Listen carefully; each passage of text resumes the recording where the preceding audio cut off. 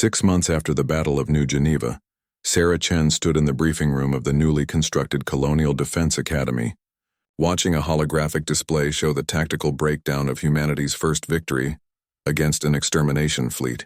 The room was filled with military officers, Zalari war singers, and civilian volunteers who had answered the call to defend human space. The key, Sarah explained to her audience, was understanding that medical triage principles apply to warfare.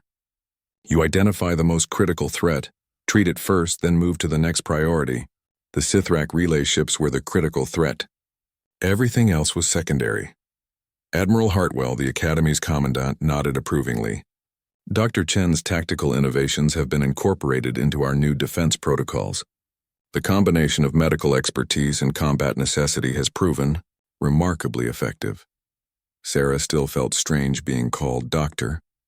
Her field commission and subsequent training had elevated her from ambulance driver to strategic advisor, but she still wore the medical cross on her uniform. Some things didn't change even when everything else did. After the briefing, Sarah walked through the Academy's halls, past classrooms where human and Zalari instructors taught joint tactics to mixed species units. The alliance forged in battle had grown into something deeper, a mutual understanding that some threats required cooperation across species lines.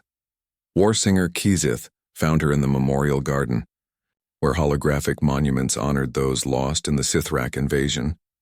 The Zalari had adapted well to human customs, and Kizith now wore a modified uniform that combined Zalari military traditions with colonial defense insignia. "You are troubled, Sarah Chen," Kizith observed, his translated voice carrying the subtle harmonics that indicated concern. "I've been thinking about the reports from the outer colonies," Sarah said, gesturing toward the tactical displays visible through the garden's transparent walls. 3 more Sithrak scout fleets have been detected. They're learning from what happened here, and you believe they will adapt their tactics. I know they will. The next time won't be a surprise attack on an unprepared colony. They'll come ready for EMP weapons and coordinated human Zalari resistance. Kizith's mandibles clicked thoughtfully. "Which is why you have requested assignment to the Deep Patrol missions." Sarah nodded. The Deep Patrols were humanity's new first line of defense, small teams of specialists operating far beyond colonial space to intercept threats before they could reach human worlds.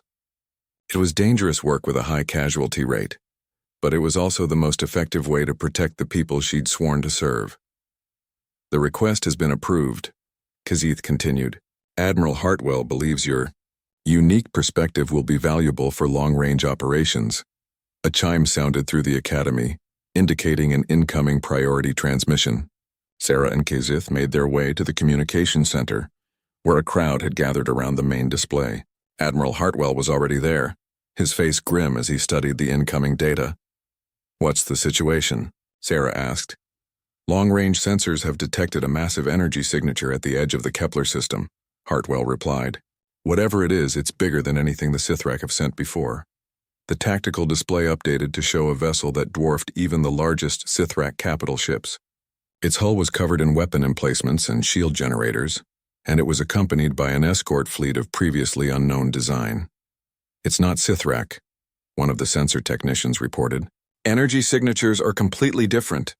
"And Admiral, it's broadcasting a message. Put it through." The display shifted to show an alien face unlike anything Sarah had seen before. The creature's features were angular and crystalline, with eyes that seemed to hold starlight. When it spoke, its voice carried harmonics that made Sarah's bones ache. "Primitive species of this system," the alien said. "I am Archon Vexhai of the Crystalline Dominion. We have observed your resistance to the Sithrak extermination fleet. Your tactical adaptations show promise. We offer you a choice."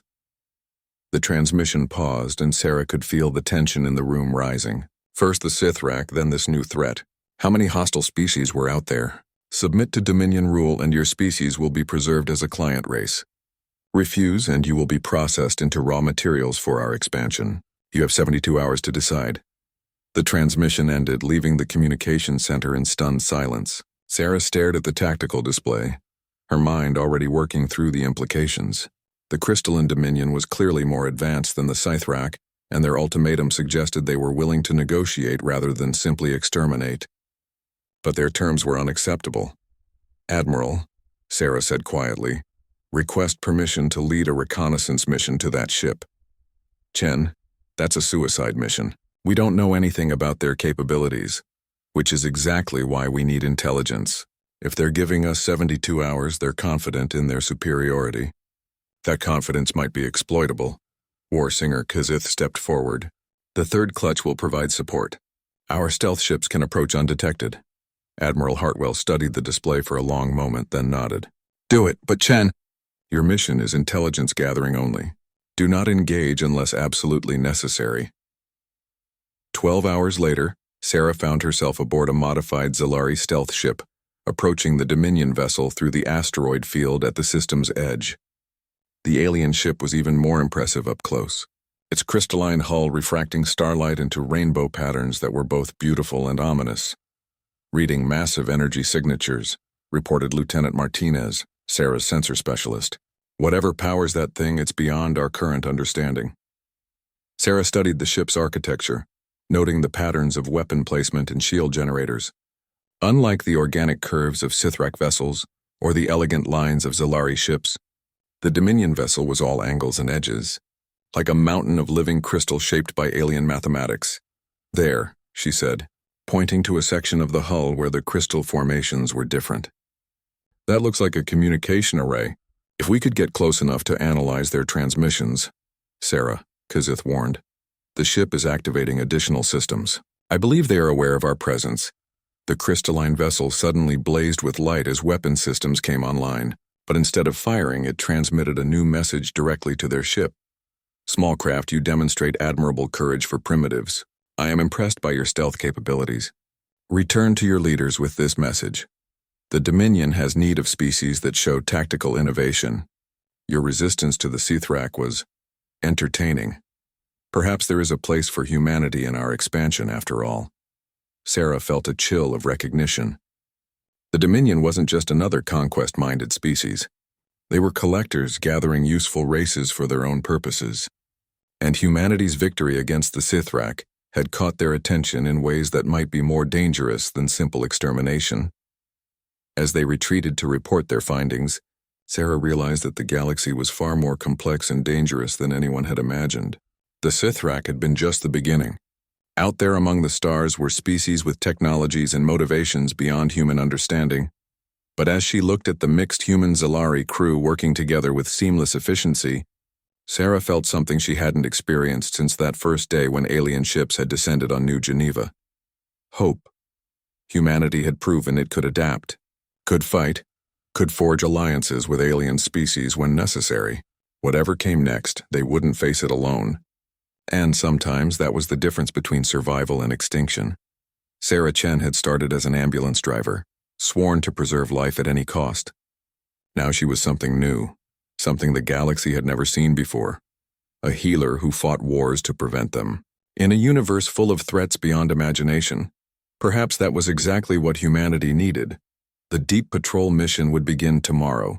Somewhere out in the darkness between stars, new challenges waited. But for the first time since the invasion began, Sarah was ready for whatever came next. After all, she'd learned that the greatest medicine was sometimes applied with the precision of a surgeon's blade. Sarah stood among the wreckage of her ambulance, her medical uniform torn and stained with smoke and alien hydraulic fluid. Around her, the battle for New Geneva colony raged with new intensity, as human and Zalari forces launched coordinated counterattacks against the scattered alien invasion force. War Singer Kizith's ship landed nearby, its insectoid pilot emerging with movements that reminded Sarah of a praying mantis crossed with a warrior poet. The Zalari's compound eyes reflected the fires burning across the city as he approached her position. Med 7 Sarah Chen, Kizith said, his translated voice carrying undertones of respect that transcended species barriers. Your tactical adaptations have impressed the third clutch. We had not expected such creative warfare from a healer. I'm still a healer, Sarah said firmly, checking her remaining EMP charges. I'm just protecting my patients on a larger scale. Colonel Reeves's voice crackled through her comm system. Chen, we've analyzed the wreckage of that command ship. The aliens are called the Sithrak, and they're not just invaders. They're exterminators. Their language has no word for prisoner or surrender. Sarah felt a chill that had nothing to do with the evening air. What does that mean for the incoming fleet? It means they're not coming to conquer. They're coming to wipe out every living thing on this planet and strip it for resources. The good news is that your EMP attacks have disrupted their coordination. The bad news is that the main fleet will be here in 45 minutes. And we've identified their strategy. Warsinger Kazith's mandibles clicked, and what Sarah had learned was the Zalari equivalent of grim determination. Show us, Colonel. Reeves transmitted tactical data to both their displays. The Sithrak fleet consisted of dozens of capital ships, each one capable of sterilizing entire continents. But they were following a predictable pattern, moving in formation toward specific targets that would maximize destruction while minimizing their own exposure. They're going to hit the fusion plants first, Sarah realized, studying the approach vectors. Take out our power grid, then systematically destroy everything else. Exactly. And our remaining defenses can't stop that many ships. Sarah looked at her 3 remaining EMP charges, then at the tactical display showing the massive enemy fleet. The mathematics were impossible. 3 devices against dozens of capital ships was suicide, not strategy. But as she studied the enemy formation, Sarah noticed something that her medical training helped her recognize. The Sithrak ships were moving like a single organism, maintaining precise distances and communication patterns. It reminded her of the way viruses spread through a body, following predictable pathways that could be disrupted if you knew where to strike. Warsinger, what do you know about their command structure? Sith's head tilted in a gesture that Sarah was learning indicated deep thought. The Sithrak are hive-minded, but not completely. They use relay ships to coordinate fleet actions across interstellar distances. Disable the relay ships and the fleet becomes disconnected. How many relay ships in a fleet this size? Typically 3, positioned in a triangle formation around the main battle group. Sarah felt the pieces clicking together in her mind like a complex medical diagnosis. Colonel, I need transport to the orbital defense platform, and I need it in the next 10 minutes. Chen, that platform was evacuated hours ago. It's a sitting duck up there. That's exactly why I need to be there. The Sithrak won't expect an attack from something they consider already neutralized. Warsinger Xith made the clicking sound that indicated approval. The healer thinks like a warrior. My ship can reach the platform, but the journey will be dangerous. Sithrak fighters are already in orbit. Sarah gathered her remaining equipment and followed Kazith to his ship. The Zalari vessel was elegant and deadly, its hull flowing in curves that seemed both organic and technological. As they lifted off from the planet's surface, Sarah got her first clear view of the approaching Sithrak fleet. The enemy ships moved through space like a plague of metal locusts, their dark hulls absorbing light rather than reflecting it. They were beautiful in their efficiency and terrible in their purpose. Sarah counted dozens of capital ships, hundreds of fighters, and there, arranged in a precise triangle at the formation's heart, 3 vessels that were different from the others. The relay ships. They were smaller than the capital ships but bristled with communication arrays and sensor equipment. If Kazith was right, they were the key to the entire fleet's coordination. Sarah Chen, Kazith said as they approached the orbital platform. I must ask, why does a healer risk everything for war? Sarah watched the planet below, its surface dotted with the lights of cities where millions of people lived their lives, loved their families, and dreamed of tomorrow. Because healing isn't just about fixing what's broken. Sometimes it's about preventing the damage in the first place. The orbital defense platform loomed ahead of them, its weapon systems dark and its crew pods empty. But Sarah wasn't interested in the military hardware. She was focused on the platform's primary function, maintaining the colony's communications network and monitoring space traffic. They docked with the platform just as the Sithrak fleet entered weapons range of the planet. Through the observation deck's transparent aluminum windows, Sarah could see energy weapons beginning to charge on the lead ships. In minutes, they would begin their systematic destruction of everything she'd sworn to protect. Sarah made her way to the platform's main communication array, a massive system designed to relay messages across interstellar distances. With some modifications, it could do much more than send signals. It could overload them. Kazith, I need you to target the relay ships with precise timing. When I give the signal, fire everything you have at the center ship. What are you planning, healer? Sarah began connecting her 3 EMP charges to the communication array's main transmitter, jury-rigging a connection that would have horrified the platform's engineers. I'm going to turn this entire array into one massive electromagnetic pulse weapon. It should disrupt all 3 relay ships simultaneously, And if it doesn't work? Sarah looked out at the Sithrak fleet, now close enough that she could make out individual weapon emplacements on their hulls. Then we're all dead anyway. She activated the charging sequence for all 3 EMP devices, routing their energy through the communication array's amplification systems. The platform's power grid began fluctuating as enormous amounts of energy built up in the transmitter arrays. Through the windows, Sarah could see the first Sithrak ships opening fire on the planet below. Brilliant lances of energy reached down like the fingers of an angry god, striking the outer settlements and leaving nothing but glowing craters. Soon they would reach the main cities, now Xith. The Zalari ship fired everything it had at the central relay ship, while Sarah triggered her improvised EMP weapon. The communication array erupted in a sphere of electromagnetic energy that washed over the entire Sithrak fleet like an invisible tsunami. The effect was immediate and catastrophic. The relay ship systems overloaded and failed, cutting the psychic links that held the fleet together. Sithrak capital ships began firing on each other in confusion, their crews unable to distinguish friend from foe without their coordination network. But Sarah's victory came at a cost. The platform's power grid overloaded completely, and emergency systems began shutting down life support. She had perhaps minutes before the orbital station became uninhabitable. As she and Kazith raced back to his ship, Sarah watched the Sithrak fleet tear itself apart in orbit above the planet.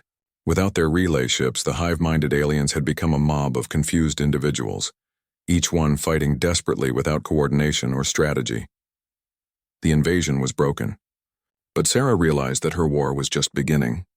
The galaxy was full of species like the Sithrak, and humanity would need protectors who understood that sometimes the greatest mercy was preventing the need for it. As they descended toward the planet's surface, Sarah Chen made a decision that would change her life forever. She was done being just an ambulance driver.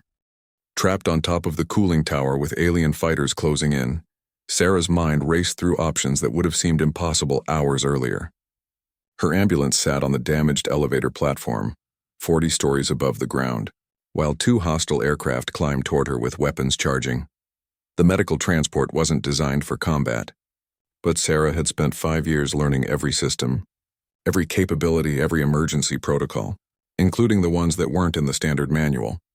She activated the ambulance's emergency beacon system, not the standard medical alert, but the full-spectrum distress signal used for catastrophic emergencies. The powerful transmitter could overload nearby electronics if pushed beyond its normal parameters. It wasn't an EMP device, but it might buy her a few seconds.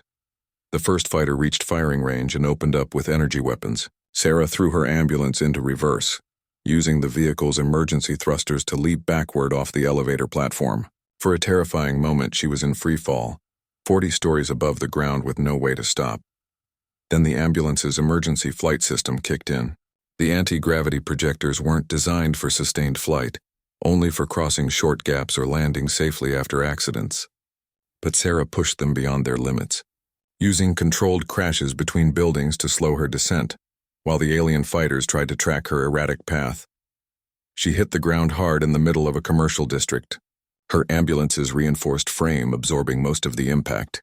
The alien fighters were already circling back, but Sarah had gained precious time and distance. More importantly, she'd proven something to herself. When pushed beyond all reasonable limits, both she and her equipment could adapt. Her comm system crackled with multiple voices as colonial forces tried to coordinate their response. Sarah caught fragments of reports, each one worse than the last. The main defensive grid was down.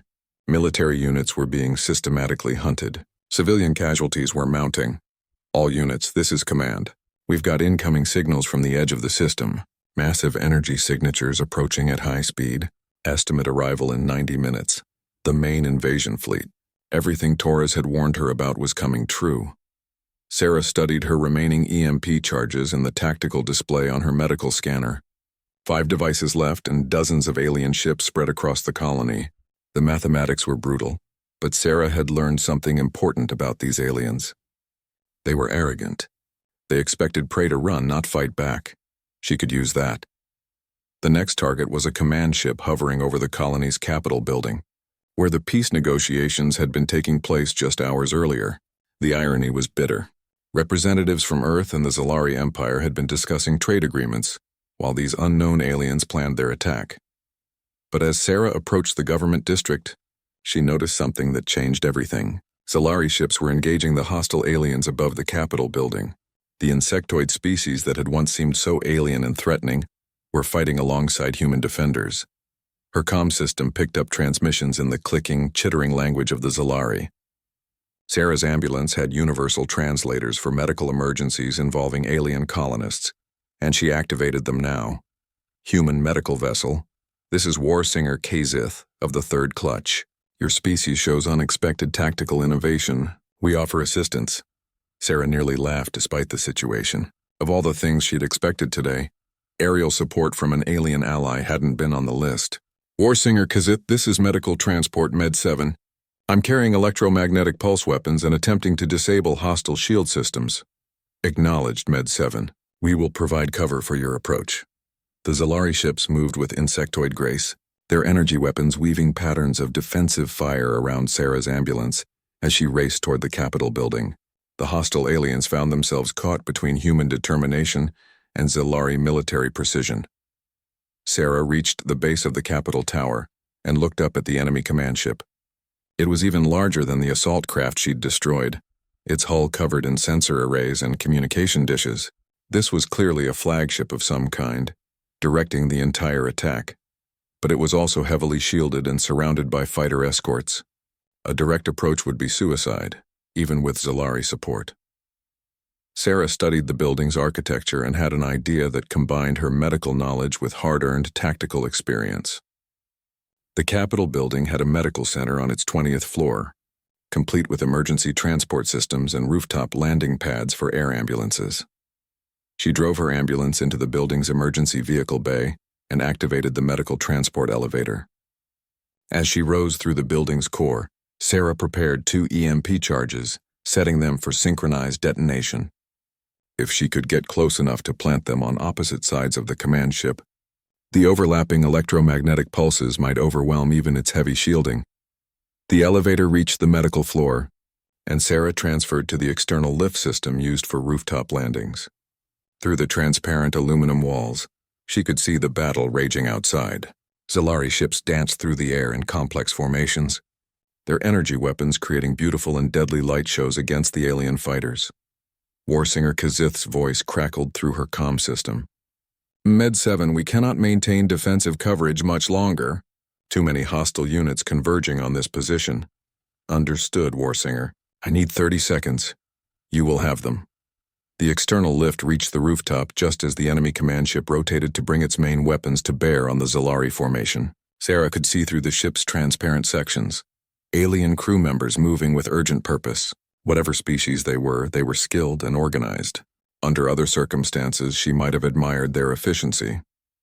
Sarah set the timer on both EMP charges and used her ambulance's emergency thrusters to leap from the rooftop toward the enemy ship. The gap was nearly 60 meters beyond the normal range of the vehicle's systems, but desperation and determination made up for technical limitations. She struck the command ship's hull with bone-jarring force, her ambulance's magnetic clamps engaging automatically. Alien crew members turned toward the windows, their compound eyes reflecting shock and confusion. What was a medical transport doing attached to their hull? Sarah activated both EMP charges and threw them toward opposite ends of the ship, then used her emergency thrusters to push away from the hull. The 30-second countdown felt like hours as she fell toward the city below, her ambulance's systems straining to slow her descent. The dual EMP detonation lit up the sky like artificial lightning. The command ship's shields collapsed in cascading failure, and its systems began shutting down one by one. Without power to its anti-gravity generators, the massive vessel began falling toward the Capitol building. Sarah watched in horror as she realized the ship would crush the government complex and everyone inside. Her moment of triumph was about to become a catastrophe that would kill hundreds of innocent people. But Warsinger Kazith and the Zalari formation were already moving.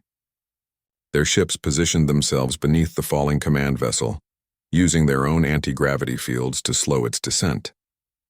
The effort cost them dearly. 2 Zalari ships overloaded their systems and crashed, but they managed to guide the enemy flagship to a controlled landing in the plaza outside the Capitol building. Sarah's ambulance hit the ground in a fountain of sparks and twisted metal. Her vehicle was finally beyond repair, but she was alive and the enemy command structure was crippled.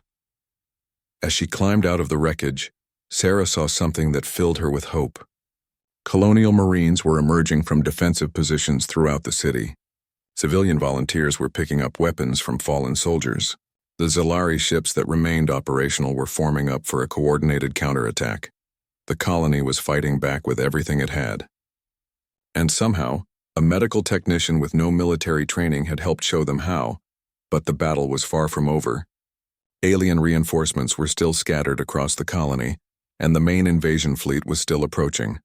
Sarah looked at her remaining 3 EMP charges and wondered if it would be enough. Sarah's ambulance tore across the open ground toward the military depot, its medical beacons flashing against the darkening sky. The alien fighters continued to pace her, their weapons still tracking but not firing. She could almost feel their confusion through the hull of her vehicle. What was a lone medical transport doing racing toward a military target? The depot's automated defenses recognized her approach and lowered the barriers just long enough for her to slide through. She skidded to a halt in the compound's central courtyard, where a handful of colonial Marines waited with grim faces and heavier weapons than she'd ever seen outside of training videos. Sergeant Torres approached her as she climbed out of the ambulance, his battle armor scorched from recent combat. "You, Chen? Colonel Reeves said you were coming, but I figured you'd be in a military transport." "This is what I have," Sarah said simply.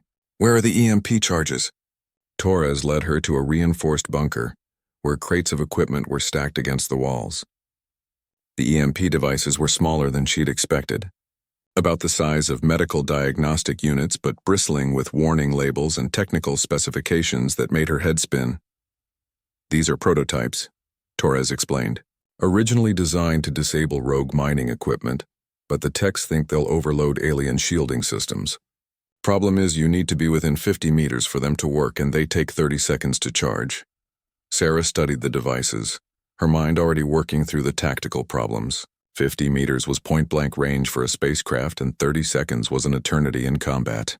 "How many do you have?" 6 units. Enough to take down maybe 3 of their fighters if everything goes perfectly. And if it doesn't go perfectly? Torres met her eyes with the steady gaze of a professional soldier. "Then we're all dead, and this colony falls in about 2 hours when their main force arrives." Sarah loaded the EMP charges into her ambulance, securing them in the patient compartment alongside her medical equipment. The irony wasn't lost on her that she was using a vehicle designed to preserve life to carry weapons of war. But as she ran through equipment checks, Sarah realized that maybe the distinction wasn't as clear as she'd always believed. "There's something else," Torres said as she prepared to leave. "Intelligence intercepts suggest these aliens aren't just raiders. They're scouts for something bigger. If we can't stop them here, if we can't prove that humanity can fight back effectively, they'll call in a full invasion fleet." The weight of responsibility settled on Sarah's shoulders like a lead blanket. Not just the colony, but possibly all of humanity depended on what happened in the next few hours. She thought of the wounded people she'd left in the shelter, of Dr. Martinez and the hospital staff, of all the lives she'd sworn to protect. "Any advice for someone who's never done this before?" she asked. Torres smiled grimly. "Remember that they don't know you're coming for them. Use that, and Chen, don't think too hard about what you're doing. Your instincts got you this far." Sarah drove out of the depot with her deadly cargo, immediately attracting the attention of the alien patrol. The same 2 fighters fell into formation beside her ambulance, their pilots no doubt wondering why a medical vehicle was leaving a military installation. She could almost feel their sensors probing her hull, searching for weapons that weren't there. The first target was a heavy assault craft hovering over the colony's main power plant. The alien ship was massive compared to the fighters, its hull bristling with energy weapons and shield generators. If it succeeded in destroying the power grid, the colony's defensive systems would fail completely. Sarah drove her ambulance through the streets at emergency speeds, weaving between abandoned vehicles and debris from the earlier attacks. The alien fighters continued to escort her, their presence both protection and threat. If they realized what she was carrying, they'd vaporize her instantly. She reached the industrial district where the power plant sat like a technological fortress. The assault craft hung above it like a predatory bird, its weapons already beginning to glow with charging energy. Sarah had perhaps minutes before it opened fire, The problem was getting close enough. The alien ship was maintaining altitude, probably to avoid any ground-based defenses. But as Sarah studied its position, she noticed something that made her smile grimly. The ship was hovering directly over the plant's main cooling tower, using it as a reference point for targeting. Sarah drove her ambulance to the base of the cooling tower and activated the building's emergency service elevator, normally used for maintenance crews. The platform was just large enough for her vehicle, and it would carry her up nearly 40 stories to the tower's peak. As the elevator rose, Sarah prepared the first EMP charge, her hands steady despite the magnitude of what she was attempting. Through the tower's observation windows, she could see the alien assault craft growing larger, its hull detail becoming visible. The ship's shields shimmered like heat distortion, and she could make out weapon ports and sensor arrays. The elevator reached the top of the cooling tower, and Sarah found herself less than 30 meters from the alien ship's underbelly. She could see alien crew members moving behind transparent sections of the hull, their insectoid forms barely recognizable as living beings. For a moment, the magnitude of what she was about to do threatened to overwhelm her. These were thinking creatures, not monsters. They had families somewhere, motivations beyond simple violence. But then Sarah remembered the bodies at the spaceport, the terrified faces of the wounded she'd left behind, and her resolve hardened. She activated the EMP charge and threw it as hard as she could toward the alien ship. The device struck the hull and adhered with magnetic clamps, just as Torres had promised. Now came the longest 30 seconds of Sarah's life. The alien ship's crew noticed the device immediately. Alarms began sounding and the ship started to move away from the tower. But it was too late. The EMP charge detonated in a sphere of electromagnetic energy that overwhelmed the ship's shields and sent cascades of sparks through its systems. The assault craft lurched and began falling toward the industrial district, its anti-gravity systems failing. Sarah watched it crash into a warehouse complex, the explosion lighting up half the district. One down, but how many more to go? Her comm system crackled to life. Chen, this is Reeves. We saw the explosion. Did you get it? Target neutralized, Colonel. Moving to the next position. Negative, Chen, we've got a problem. Those fighter escorts you picked up? They're not escorting you anymore. They figured out what you're doing and they're hunting you. Sarah looked out from the cooling tower and saw the two alien fighters climbing toward her position, their weapons charging. The game of pretending to be a harmless medic was over. Now it was just her, 5 remaining EMP charges, and whatever skills she could improvise to stay alive long enough to use them. She raced back to the elevator, but laser fire from the fighters cut through the platform's support cables. Sarah found herself stranded 40 stories above the ground with 2 very angry alien pilots who wanted her dead. Time for Plan B. Except she didn't have a Plan B. Sarah looked at her ambulance, then at the alien fighters climbing toward her, and made a decision that would have horrified her 6 hours earlier. Sometimes the only way to save lives was to risk everything, including your own principles about the sanctity of life. She was about to find out just how far her medical training could be adapted for war. The alien ships descended like mechanical wasps, their hulls gleaming with an oily iridescence that hurt to look at directly. Sarah worked frantically among the wounded, her medical training taking over even as chaos erupted around her. The security officer she'd been treating grabbed her arm with his good hand. "You need to get out of here," he said through gritted teeth. "These things, they're not just attacking randomly. They're hunting survivors." As if summoned by his words, one of the alien craft broke away from the circling formation and dove toward their position. Sarah looked up to see weapons pods extending from its belly like the stingers of some enormous insect. The wounded around her were too injured to move, and she was the only thing standing between them and certain death. Without conscious thought, Sarah's hand found the plasma cutter in her emergency kit. The tool was designed for cutting through wreckage to reach trapped victims.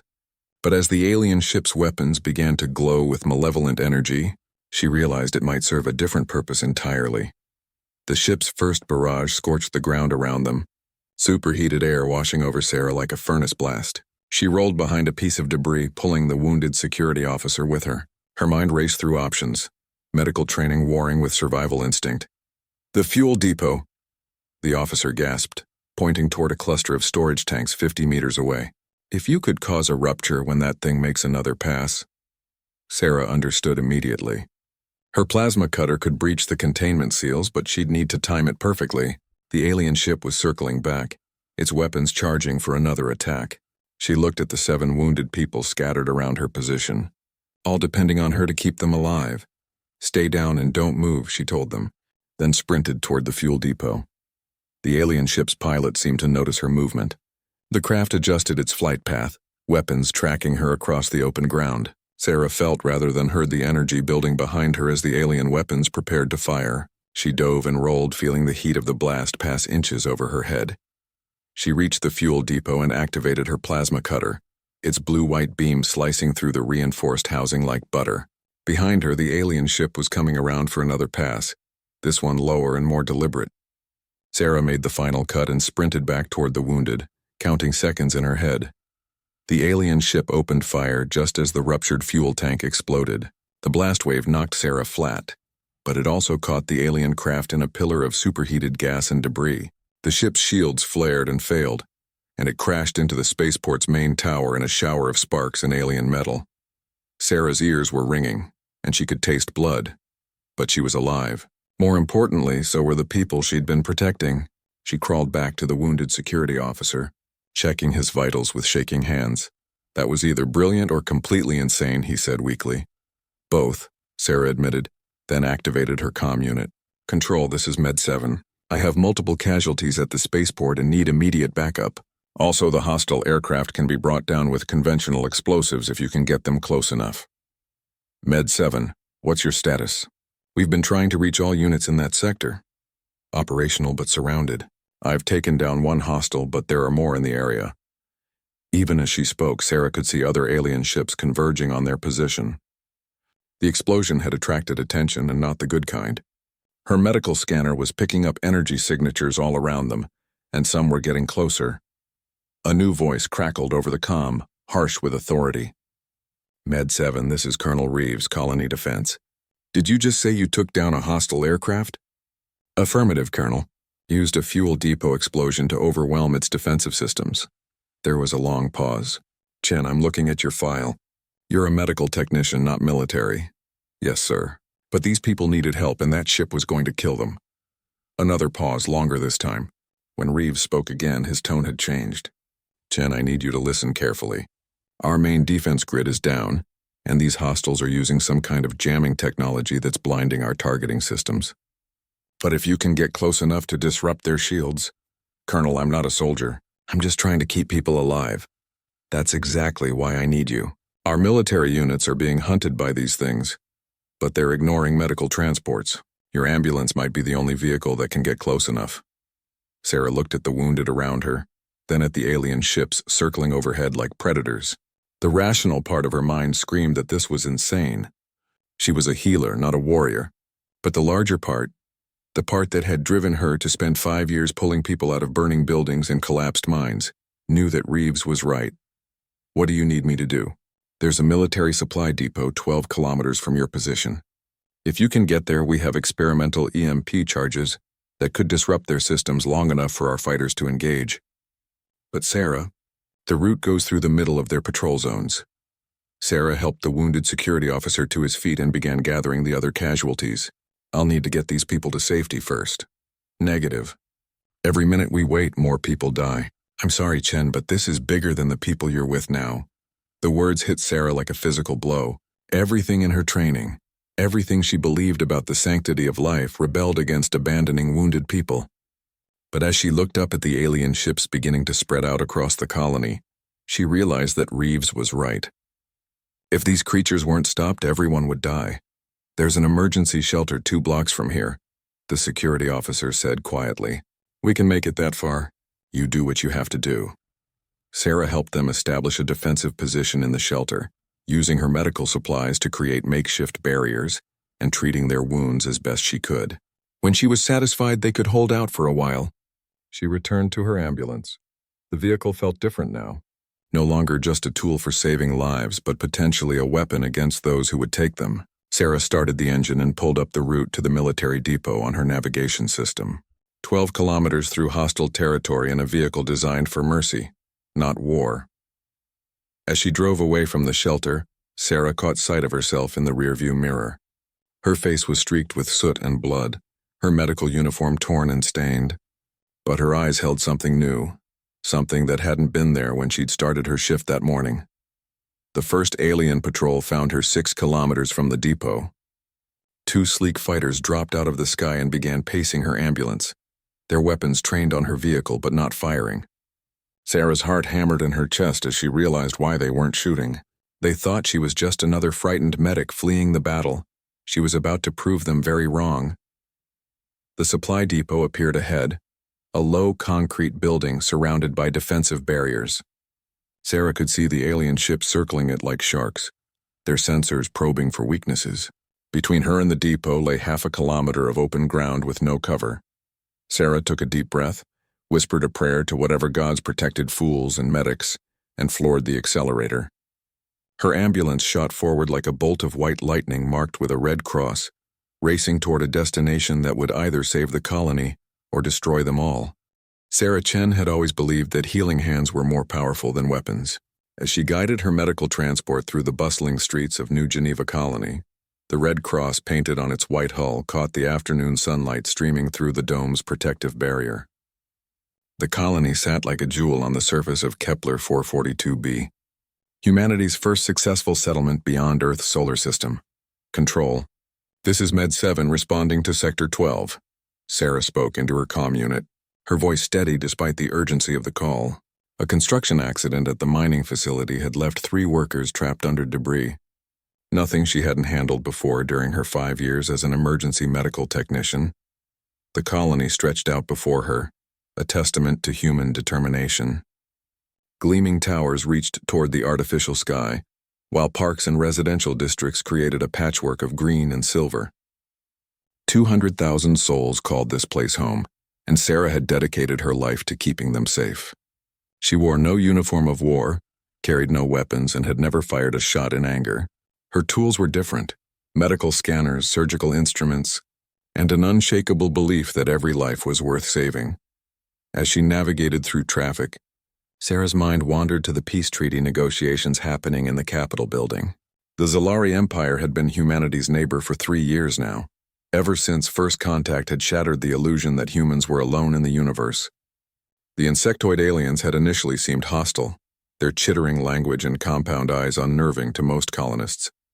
But diplomacy had prevailed, and trade agreements had followed. The Zalari traded their advanced energy weapons for human agricultural techniques and medical knowledge. Sarah pulled into the mining complex, her ambulance's sirens cutting through the industrial noise. The scene was controlled chaos. Foreman Murphy waved her toward a collapsed section of scaffolding, where his crew was working to free the trapped miners. She grabbed her emergency kit and rushed toward the accident site, her training taking over. "How long have they been under there?" she asked, scanning the debris with her medical sensors. "About 20 minutes. We can hear them talking, so they're conscious. Just can't get them out without risking more collapse." Sarah studied the twisted metal and concrete. The weight distribution was all wrong. One false move would crush the men below. She'd seen situations like this before, but never on this scale. Her hands moved with practiced efficiency, setting up a portable force field generator to stabilize the debris while the rescue team worked. "This is going to take precise coordination," she told Murphy. "We need to lift these beams in sequence, and I need to be ready to treat injuries the moment we can reach them." For the next 2 hours, Sarah worked alongside the rescue team. Her medical training had taught her to see the human body as an interconnected system, and she applied that same thinking to the rescue operation. Every piece of debris was connected to every other piece. Remove them in the wrong order and the whole structure would collapse. When they finally pulled the last miner free, Sarah had already treated 2 cases of severe trauma and 1 compound fracture. Her hands moved without conscious thought, guided by thousands of hours of training and an intuitive understanding of human physiology that her instructors had called remarkable. As she loaded the injured miners into her ambulance, Sarah noticed something strange on her scanner display. Energy signatures in the upper atmosphere that didn't match any known colony technology. She frowned, checking the readings again. The signatures were moving in formation, too precise to be natural phenomena. "Control, this is Med 7. I'm reading unusual energy patterns in Sector 15, altitude 12,000 meters. Copy that, Med 7. We're showing clear skies on our end." Probably interference from the ion storms near the gas giant. Focus on your patients. Sarah shrugged and turned her attention back to the injured miners. The readings were probably nothing, just atmospheric disturbance from the recent solar flare activity. But something nagged at her as she drove toward the hospital. The patterns had been too regular, too purposeful. At the hospital, Sarah helped transfer her patients to the emergency staff. Dr. Martinez, the chief of medicine, nodded approvingly as she delivered her report. Good work out there, Chen. That force field stabilization probably saved all three of them. Just doing my job, Doc. That's what makes you so good at it. You never see it as heroic, just necessary. Sarah cleaned her ambulance and restocked her supplies, preparing for the next call. The Colonial Medical Service never slept, and neither did its drivers. She was checking her medical scanner's calibration when the first explosion lit up the sky. The blast came from the direction of the spaceport, a brilliant flash that momentarily overwhelmed the dome's light filters. Sarah's emergency comm crackled to life immediately. All units. We have multiple explosions at the spaceport. Reports of unknown aircraft in the area. This is not a drill. Sarah's blood ran cold. The energy signatures she'd detected earlier suddenly made terrible sense. She rushed to her ambulance and activated the emergency beacon, watching as similar lights began flashing across the colony. Every medical unit, every emergency responder, every security team was being called into action. As she drove toward the spaceport, Sarah could see the damage even from several kilometers away. The main terminal was a twisted wreck of metal and concrete, flames licking at the artificial sky. But worse than the destruction was what flew above it. Sleek, predatory shapes that definitely weren't human or Zolari in design. Her comm system exploded with chatter. Security forces were mobilizing, but they were trained for crowd control and minor disputes, not military action. The colony's defensive systems were designed to protect against asteroids and cosmic radiation, not hostile aliens. Sarah arrived at the spaceport to find a scene of devastation that dwarfed anything in her medical training. Bodies lay scattered across the landing field, some moving, some horribly still. The acrid smell of burning fuel mixed with something else, something alien that made her nose burn. She grabbed her emergency kit and ran toward the nearest cluster of casualties, her mind automatically categorizing injuries and prioritizing treatment. A young security officer clutched a plasma burn on his shoulder, his eyes wide with shock. "What happened here?" Sarah asked as she treated his wound. "They came out of nowhere," he gasped. "We thought they were Zolari ships at first, but then they started shooting. These weren't energy weapons like the Zolari use. These were something else, something that cut through our barriers like they weren't even there." Sarah looked up at the alien ships circling overhead like vultures. They moved with a predatory grace that sent chills down her spine.